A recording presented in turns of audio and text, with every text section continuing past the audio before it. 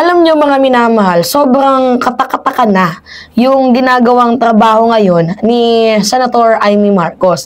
Imagine ha, kung gusto mong magkaroon ka ulit ng posisyon or gusto mong iposisyon yung sarili mo sa 2028 presidential election, hindi mo naman kailangang sirain si House Speaker, hindi mo kailangang magpakasipsip sa mga Duterte. Be yourself. Diba, ipakita mo na nagtatrabaho ka. Ipakita mo na naglilingkod ka sa mamamayang Pilipino. Hindi yung power trippers ka. For sure, doon ibuboto ka ng mamamayang Pilipino. Hindi yung sumasabit ka sa pangalan ng mga Duterte para magkaroon ka ng boto. Samantalang yung kinakampihan mo ngayon ay isang, na-impeach, pero sa kasamang palad, dahil nga po sa Duterte cult, doon nga po sa Supreme Court, abay binasura ng walang due process itong impeachment na talagang pinagbotohan at sinuportahan din naman ninyo. So ngayon mga minamahal, ito lang yung sinasabi ko sa inyo ha. Hindi naman kasi dapat nakikisandok, sa madaling sabi, ang mga kapwa co-equal branches. Diba, imagine ha, may trabaho ang House, may trabaho din naman kayong mga senador. Pero hindi mo pwedeng sabihin na, ay, umalis ka na, House Speaker Martin Romualdez, kasi naay ka sense. Diba? Yung parang, ang bilis mo magsabi na, umalis ka dyan kasi wala ka namang kwenta, pamimilit, ganyan-ganyan. Anong klaseng senador ka? Diba? Para pag-utusan mo ang pinuno ng isang co-equal branches na pinagbotohan niya ng mamamayang Pilipino, ng mga kapwa niya, kongresista. Pakatandaan mo, Senator Amy Marcos, ang Speaker ay isang mandato ng ating konstitusyon. Si House Speaker Martin Romualdez ay isang halal ng mayorya na kinatawan ng hindi lamang po pipitsuging posisyon. Diba? Tingnan nyo ha. Ito yung nagtataka ako. Isa, si Senator Amy Marcos sa bumoto. Diba? Para ibasura, talagang minadali nila na ibasura itong impeachment ni Vice President Sara Duterte. Diba? Habang meron pong pending na motion for reconsideration para sa Supreme Court na i-final ng ating House Speaker. So ngayon, bakit mo ni-rush at bakit isa ka sa mga bumoto? Nagtataka lang ako ha. Kasi kung power tripper ka, kung gusto mong magkaroon ng boto, hindi mo naman kailangan kumapit sa pangalan ng mga Duterte.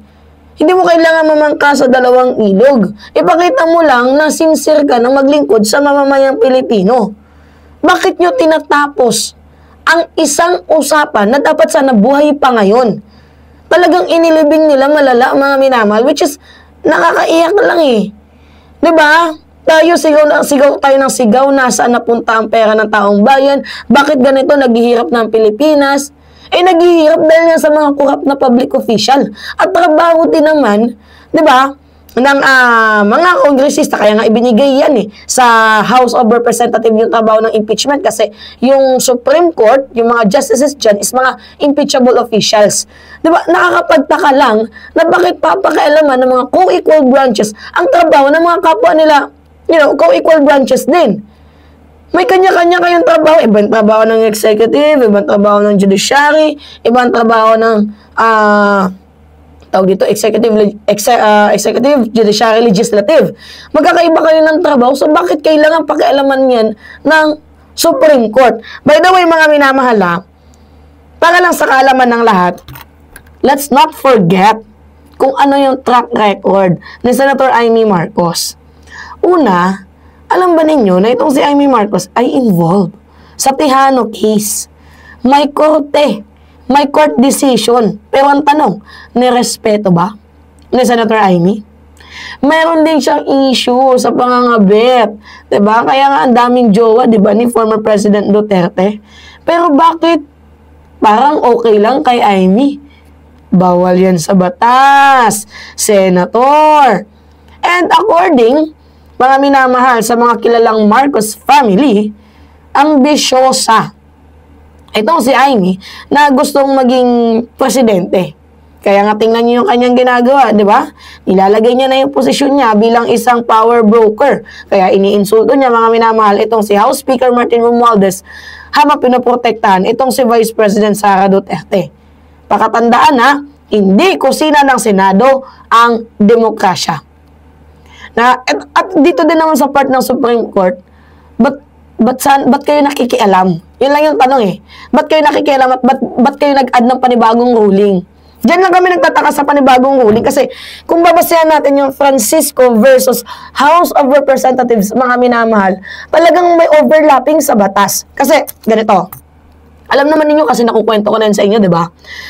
Yung kaso ng Francisco, bago masabi na talagang legit, di ba, na na-file ang impeachment, once na nakuha sana ng Justice Committee. Kaya ngayon na unang 3 impeachment complaint noong December, na-archive yun. Kasi hindi naman na-i-transmit dito sa House Speaker, sa Solicitor General, sa House Speaker, at hindi lalong na-i-transmit dito nga po sa Justice Committee. Kaya na-i-archive yun. Sa madaling sabi, deads na yun, yung impeachment na yun.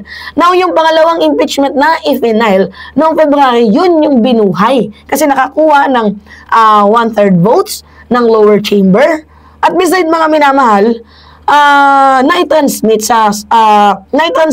dito sa Justice Committee. As far as I know hindi naman ako abogado, mga minamahal, merong pagkakamali ang Supreme Court sa part na yan. Kasi ba't nila inad sa 1-year rule bar, 'di ba? Itong 3 na unang impeachment complaint na hindi naman po yan tinanggap or hindi pa naman yan nakakarating dito sa Justice Committee.